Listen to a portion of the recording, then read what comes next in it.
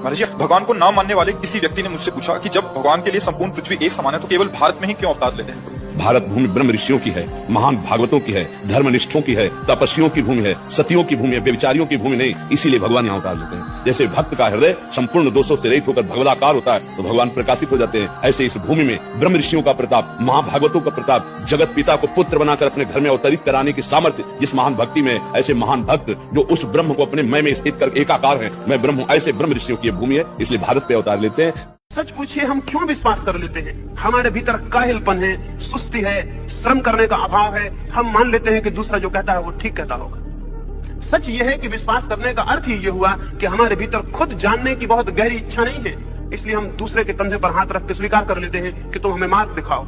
लेकिन ये क्या कभी संभव है?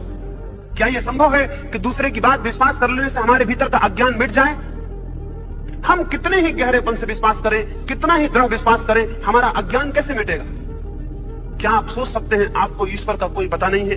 आप विश्वास कर लें कि ईश्वर है, बहुत गहरा विश्वास कर लें, सारे प्राणों से विश्वास कर लें, तो भी आपके भीतर किसी आंतरिक बिंदु पर आपको ज्ञात रहेगा कि मुझे ईश्वर का कोई पता नहीं है।